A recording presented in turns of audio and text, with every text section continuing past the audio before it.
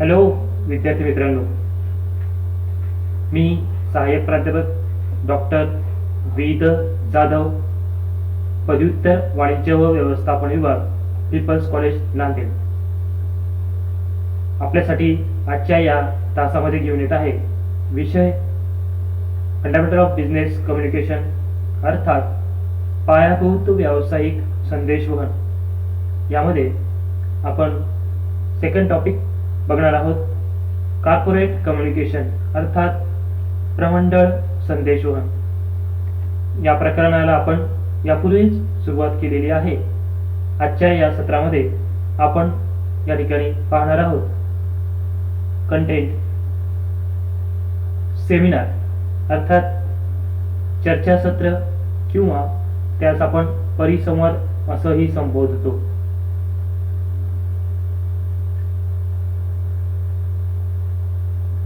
एखाद्या महत्त्वाच्या विषयावर सर्वकष विचार विनिमय घडवून आणण्यासाठी किंवा एखाद्या प्रश्नाच्या विविध पैलूंवर चर्चा घडवून आणण्यासाठी आधुनिक काळात म्हणजे सध्या परिस्थिती जो काळ आहे तो ज्या पद्धतीचा अवलंब केला जातो त्यामध्ये चर्चासत्रांना विशेष महत्त्व आहे. चर्चासत्र ही एक प्रकारे पूर्वनियोजित बैठक असते. काही तज्ञ व्यक्तींना या बैठकीमध्ये उपस्थित राहण्याकरिता निमंत्रित केले जाते. तेथे गटचर्चा किंवा समूह चर्चा घडून येते. वैचारिक देवाणघेवाण घडून येते आणि काही निष्कर्ष काढले जातात. एखाद्या विषयावर चर्चा करण्यासाठी चर्चासत्राचे आयोजन केले जाते व त्यामध्ये काही ठळक बाजू दिलेल्या असतात. तर व्यवस्थित व विधायक स्वरूपाची चर्चा घडवून यावी याकरिता विषयांचे काही भाग पाडले जातात. महाराष्ट्राचा जलद गतीने व संतुलित पद्धतीने औद्योगिक विकास घडवून यावा हा आपल्या सर्वांच्या दृष्टीने जिव्हाळ्याचा व काळजीचा विषय आहे. या विषयावर सखोल व अभ्यासपूर्ण चर्चा घडवून आणण्यासाठी Maharashtra chamber of commerce and industries सारखी संस्था महाराष्ट्रामधील उद्योजकतेचा विकास या विषयाचे चर्चासत्राचे आयोजन करू शकते. या विषयावर सखोल चर्चा व्हावी याकरिता या विषयाचे काही भाग पाडता येतात. उदाहरणार्थ औद्योगिक क्षेत्रामधील उद्योजकता, सेवा क्षेत्रामधील उद्योजकता, शेती क्षेत्रामधील उद्योजकता, स्त्रियांची उद्योजकता, महाराष्ट्रामधील आजारी उद्योगांच्या समस्या इत्यादी या विशिष्ट विषयांची प्रादेशिक दृष्टिकोनातून चर्चा करावयाची असल्यास विषयाचे पुन्हा भाग पाडता येऊ शकतात.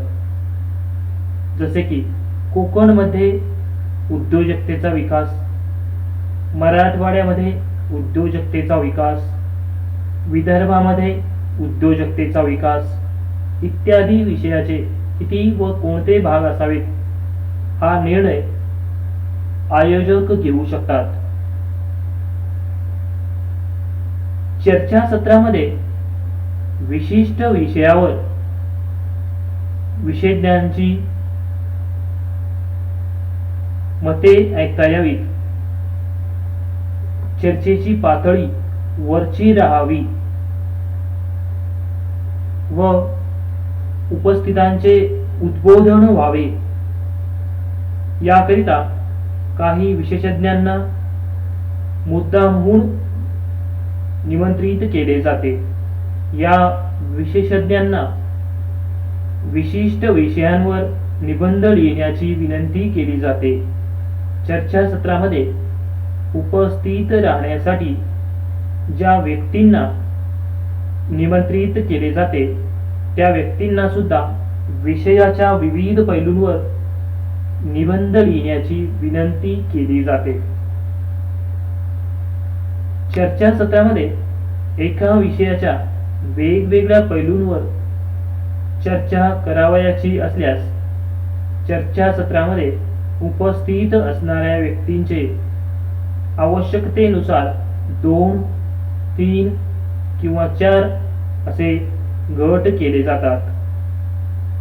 चर्चासत्रामध्ये उपस्थित असलेल्या व्यक्ती त्यांच्या आवडीनुसार किंवा आयोजकांनी तयार केलेल्या योजनेनुसार काही गटांमध्ये विभागल्या जातात. चर्चासत्राचे रीतसर उद्घाटन करण्यासाठी त्या विषयामधील एखाद्या विशेषज्ञाला किंवा एखाद्या सामान्य किंवा प्रतिष्ठित व्यक्तीला निमंत्रित केले जाते. या व्यक्तीने चर्चासत्राचे औपचारिकपणे उद्घाटन केल्यानंतर चर्चासत्रामध्ये उपस्थित व्यक्ती काही विभागामध्ये विभागल्या जातात व तेथे चर्चा घडून येते. चर्चासत्रामध्ये विशिष्ट विषयाच्या विविध पैलूंवर सखोल चर्चा व्हावी याकरिता विशेषज्ञांनी व इतर काही व्यक्तींनी शोधनिबंध लिहून आणलेले असतात. हे शोधनिबंध अभ्यासपूर्ण रीतीने लिहिले असावेत. त्यामध्ये विषयाची महत्त्वपूर्ण चिकित्सा असावी. स्वतंत्रपणे काही उपाययोजना सुचविण्यात आली असेल तर त्याची मांडणी केलेली असावी. चर्चासत्राचे औपचारिक उद्घाटन झाल्यानंतर उपस्थित व्यक्ती काही गटांमध्ये विभागल्या जातात. प्रत्येक गटामध्ये चर्चा व्यवस्थितपणे घडून यावी व बैठकीचे संचालन व्यवस्थितपणे व्हावे याकरिता एक व्यक्ती अध्यक्ष असते आणि चर्चेची टिपणे घेण्याकरिता एक व्यक्ती सहाय्यक म्हणून काम करते. चर्चेला प्रारंभ झाल्यानंतर विशेषज्ञ त्यांचे निबंध वाचतात. वेळेची बचत व्हावी आणि उपस्थितांची सोय व्हावी याकरिता विशेषज्ञांनी आगाऊ सादर केलेल्या निबंधाच्या पर्याप्त प्रती तयार करून घेऊन प्रत्येक उपस्थित व्यक्तीला ही प्रत दिली जाते. उपस्थित व्यक्तींनीही हे निबंध आधी वाचलेले असतात. त्यामुळे विशेषज्ञ त्यांच्या निबंधामध्ये असलेले महत्त्वाचे मुद्दे व त्यांचे निष्कर्ष तेवढे सांगतात. यानंतर उपस्थितांपैकी काही व्यक्ती त्यांचे प्रश्न विचारू शकतात. निबंध लिहिणारी व्यक्ती प्रश्नकर्त्या व्यक्तींनी विचारलेल्या प्रश्नांची उत्तरे देतात. चर्चा संपल्यानंतर निष्कर्ष काढले जातात. हे निष्कर्ष एकत्रित करून ते उपस्थितांमध्ये प्रसारित करण्याची प्रथा आहे. म्हणजेच चर्चासत्र म्हणजे एक प्रकारची बैठकच होय. चर्चासत्रासाठी एखादा विषय निश्चित केलेला असतो व त्या विषयावर विविध विषयांच्या विविध तज्ज्ञ व्यक्ती विषयांच्या विविध पैलूंवर प्रकाश टाकणारे निबंध तयार करतात व चर्चासत्रात त्या निबंधाचे वाचन होते. यावरून आपल्या असे लक्षात आलं असेल की चर्चासत्र म्हणजे नेमकं काय असतं. त्यानंतर आपण या ठिकाणी पाहणार आहोत चर्चासत्राची वैशिष्ट्ये. चर्चासत्राची काही ठळक वैशिष्ट्ये पुढील प्रमाणे आहेत. नंबर 1, आयोजन. चर्चासत्राचे आयोजन कुणीही करू शकते. सामान्यपणे औद्योगिक उपक्रम, व्यावसायिक संस्था, शैक्षणिक संस्था, सामाजिक व सांस्कृतिक संघटना, सरकारचे विभाग, सरकारी यंत्रणा किंवा स्वयंसेवी संघटनांकडून चर्चासत्रांचे आयोजन केले जाते. चर्चासत्रांचे आयोजन करण्यासाठी बराच खर्च येतो. त्यामुळे या कामासाठी पुरेसा निधी खर्च करण्याची क्षमता व तयारी असणारी संस्थाच चर्चासत्रांचे आयोजन करीत असेल हे आपल्या लक्षात येते. त्यानंतर नंबर 2, विषय. चर्चासत्राचा विषय. जी संस्था चर्चासत्राचे आयोजन करते ती संस्थाच चर्चासत्राचा विषय ठरविते. हा विषय संबंधित उपक्रमाच्या किंवा संस्थेच्या दृष्टीने महत्त्वाचा असतो. कापड कारखानदारांनी संघटना कापड उद्योगाच्या दुर्दशेची चिकित्सा करील. साखर कारखानदारांची संघटना सहकारी क्षेत्रामधील कारखानदारांची मीमांसा करील. तर स्त्री उद्योगांची संघटना स्त्री उद्योजकांपुढील समस्या व त्यावर उपाययोजना अशा एखाद्या प्रश्नावर सामूहिक चिंतन घडवून आणतील. चर्चासत्राचे आयोजन करणाऱ्या संस्थेला काय साधायचे आहे हे बघून चर्चासत्राचा विषय व त्याचे पैलू निश्चित केले जातात. त्यानंतर नंबर 3, परिपत्रक. चर्चासत्र ही काही जाहीर सभा नाही. चर्चासत्रामध्ये उपस्थित राहण्याकरिता विनंती करण्याकरिता काही व्यक्तींना मुद्दामहून निमंत्रित केले जाते. याकरिता या व्यक्तींकडे निमंत्रणाबरोबरच एक परिपत्रक पाठविणे आवश्यक असते.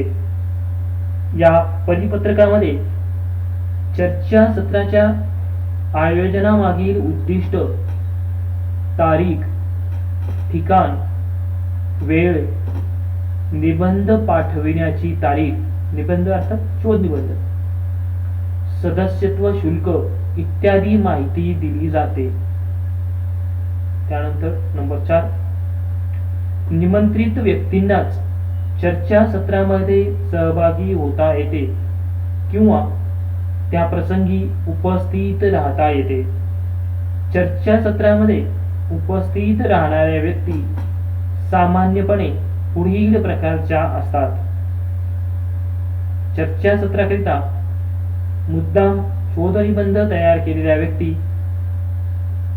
या विषयाचा अभ्यास असलेल्या व्यक्ती किंवा ज्यांच्याकरिता चर्चासत्राचे आयोजन करण्यात आले आहे अशा व्यक्ती. सामान्यपणे निमंत्रणाशिवाय कोणत्याही व्यक्तीला चर्चासत्रामध्ये सहभागी होता येत नाही. त्यानंतर आहे संदेश वहनाचे स्वरूप. नंबर 5, चर्चासत्रामध्ये विशिष्ट विषयावर चिंतन व्हावे, सखोलपणे मोकळी चर्चा व्हावी, विचारांचे आदान प्रदान व्हावे आणि उपयुक्त निष्कर्ष काढता यावेत. याकरिता उपस्थित व्यक्तींचे काही गट पाडले जातात.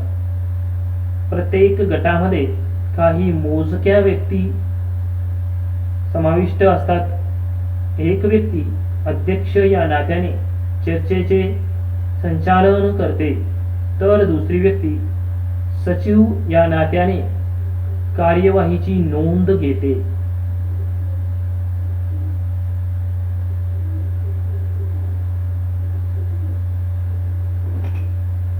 त्यानंतर नंबर 6 गटचर्चा, अर्थात याला समूह चर्चा असं देखील संबोधलं जातं. विषयाला न्याय मिळावा, चर्चासत्राचे उद्दिष्ट साध्य व्हावे, जास्तीत जास्त लोकांना चर्चासत्रामध्ये प्रभावीपणे सहभागी होता यावे याकरिता चर्चासत्राच्या विषयाचे काही विभाग पाडले जातात. त्यानुसार निबंधांची वर्गवारी केली जाते. नंतर उपस्थित व्यक्ती त्यावर वक्त्यांचे म्हणणे ऐकून घेतात, त्यांना प्रश्न विचारतात, स्वतःचे मत व्यक्त करतात, विचारांची देवाणघेवाण करतात आणि शेवटी काही निष्कर्ष काढतात. गटवार चर्चा संपल्यानंतर गटाचा अध्यक्ष चर्चेचे निष्कर्ष काढतो व चर्चासत्राच्या अध्यक्षाला त्याची माहिती देतो. शेवटी चर्चासत्राच्या अध्यक्षतेखाली शेवटचे सत्र सुरू होते. तेथे प्रत्येक गटाचा अध्यक्ष गटचर्चेबाबत आपला संक्षिप्त अहवाल उपस्थितांना सादर करतो. त्यावर चर्चा होते, निष्कर्ष जाहीर केले जातात आणि नंतर आभार प्रदर्शन केल्यानंतर चर्चासत्राचा शेवट होतो. त्यानंतर शेवटचं 7वं वैशिष्ट्य आहे मूल्यमापन. चर्चासत्राचे विशिष्ट उद्दिष्ट असते. हे उद्दिष्ट साध्य झाल्यास चर्चासत्र परिणामकारक झाले, चर्चासत्राचे आयोजन यशस्वी झाले असे म्हणता येईल. चर्चासत्राचे व्यवस्थितपणे मूल्यमापन होणे आवश्यक असते. चर्चासत्राचे मूल्यमापन करण्यासाठी उपयोगात आणले जाणारे काही निकष पुढील प्रमाणे असू शकतात.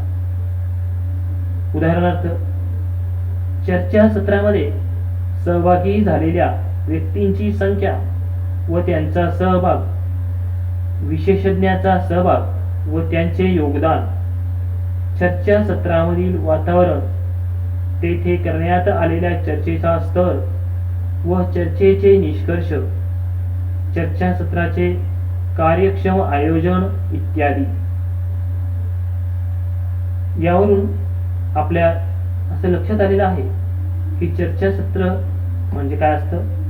चर्चासत्रासाठी त्याचं आयोजन, त्याचा विषय, त्या संबंधित परिपत्रक, सहभागी व्यक्तींची संख्या, संदेशवहनाचे स्वरूप, त्यामध्ये होणारी गटचर्चा व अंतिमतः त्याचं मूल्यमापन, या बाबी महत्त्वपूर्ण असतात. त्यानंतर आपण बघणार आहोत चर्चासत्राचे फायदे. चर्चासत्राच्या आयोजनामुळे काही फायदे होत असतात, ते आपण या ठिकाणी बघणार आहोत. नंबर 1, संस्थेच्या किंवा उपक्रमाच्या दृष्टीने विशेष महत्त्व असलेल्या एखाद्या विषयावर किंवा एखाद्या गंभीर समस्येच्या विविध बाजूंवर चर्चा घडून येते, वैचारिक देवाणघेवाण होते व उपयुक्त निष्कर्ष काढले जातात. नंबर 2, निमंत्रित व्यक्ती आपल्या क्षमतेनुसार व तयारीनुसार चर्चेमध्ये योगदान देतात. नंबर 3, चर्चासत्रामध्ये होणाऱ्या चर्चेमुळे विशिष्ट प्रश्नाच्या सर्व बाबींवर परखड चर्चा होते, समस्येची मीमांसा केली जाते, वेगवेगळे दृष्टिकोन समोर येतात आणि अशा रीतीने बुद्धीचा विकास घडून येतो.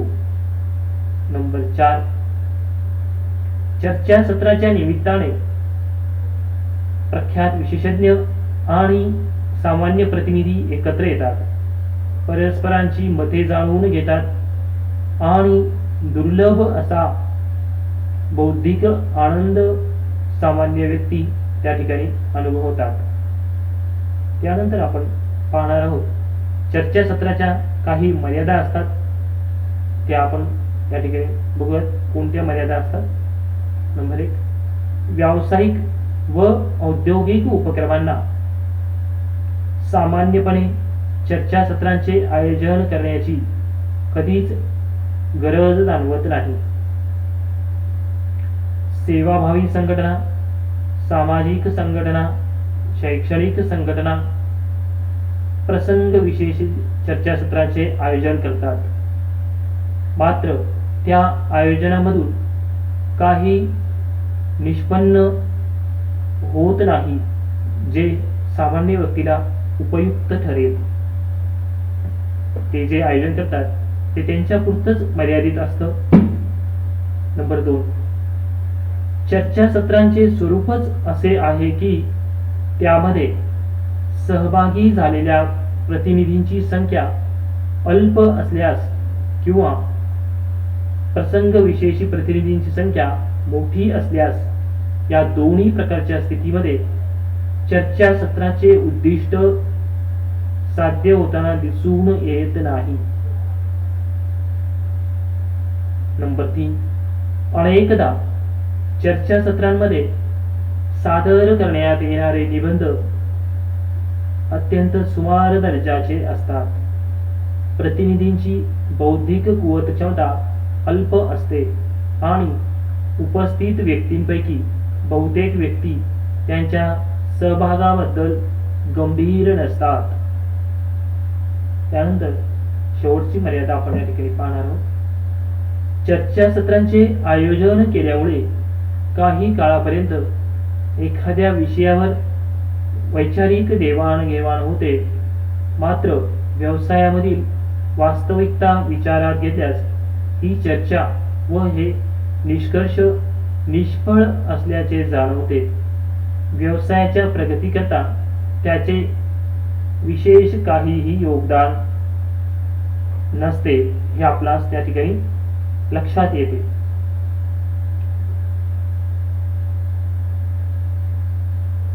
जर आपणास या पद्धतीचे आणखी व्हिडिओ बघायचे असतील तर आपण या व्हिडिओला यूट्यूबवर लाईक करावं आणि माझं यूट्यूब चॅनल सबस्क्राईब करावं, म्हणजे ज्यामुळे आपणास यापुढेही या पद्धतीचे व्हिडिओ बघायला मिळतील. धन्यवाद.